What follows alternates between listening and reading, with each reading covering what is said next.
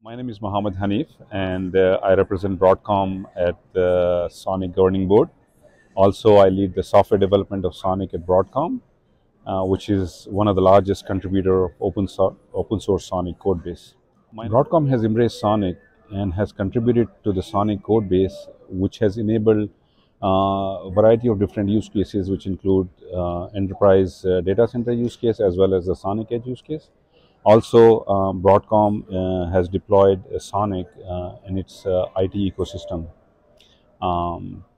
SONiC allows the disaggregation of hardware and software, and this has enabled us to choose different hardware platform vendors on which we can run SONiC.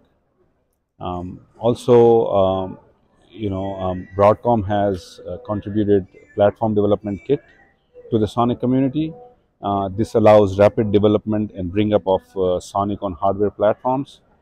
Before PDK, it used to take several months to bring up SONiC on a hardware platform. Now you can actually bring up SONiC in a matter of days.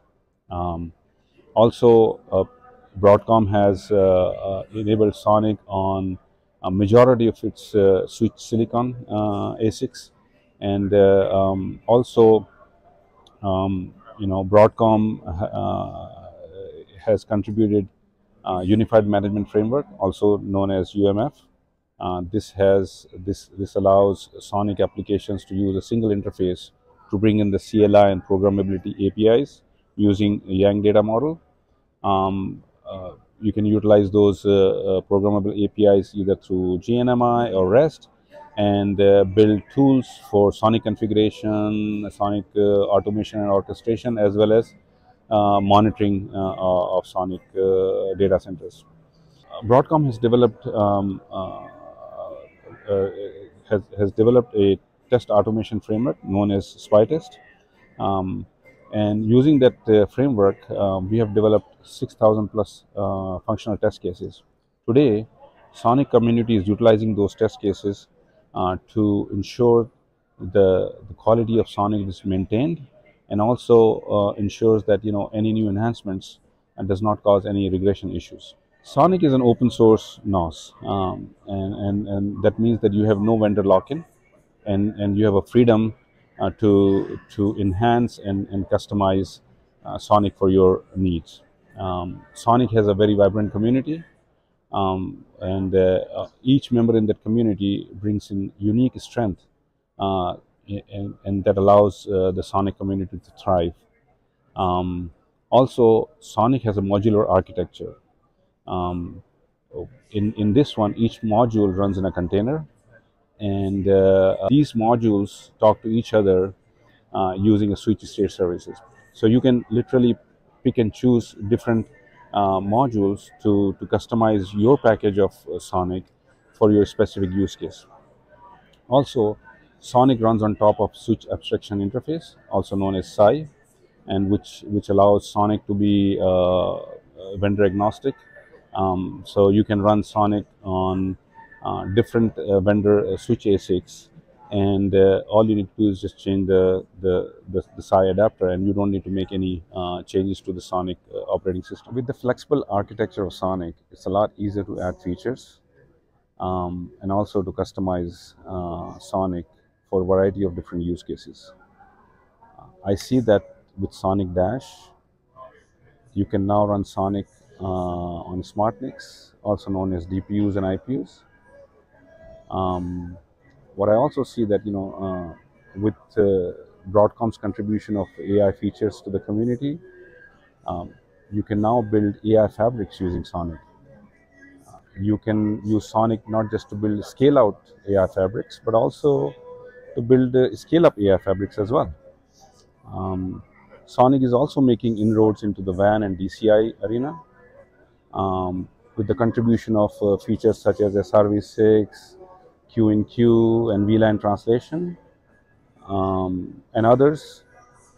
SONiC is now can be deployed in telco and service provider networks. So we contributed UMF to the community and collaborated with Google on SONiC pins. So SONiC pins allows you to run control plane outside of SONiC, and now you can use SONiC devices for data plane purposes only. With this separation of control plane and data plane, you can build true SDN networks using SONiC pins. Also, with UMF, by using UMF, uh, these orchestration and automation tool vendors have integrated with SONiC to bring in different solutions to monitor, orchestrate, and automate SONiC. Broadcom collaborated with various industry partners and has contributed DSAC chassis design to the community. Using this design, or with this design, you can run different instance of SONiC on each line card. So we have contributed a unique use case to the SONiC community, in which a SONiC device can be used to test network data plane at the line rate. Um, Essentially, the SONiC device is used to monitor a flow and inject faults. One of the faults it can inject is it can monitor a flow, and for a few packets in that flow, it can delay, and thereby introducing a fault such that the packets arrive out of order at the destination. Another fault it can inject is that it can delay a packet, or drop a packet, sorry, and ensures that source retransmit that packet. All of these, testing that you can do to see that how resilient your edge devices are, and then you can test the resiliency in your edge devices using this use case. All this work in SONiC has enabled the users beyond just the hyperscalers, and those users include such as AT&T, Comcast, Deutsche Telekom, Lion, eBay, Walmart, and EPFL.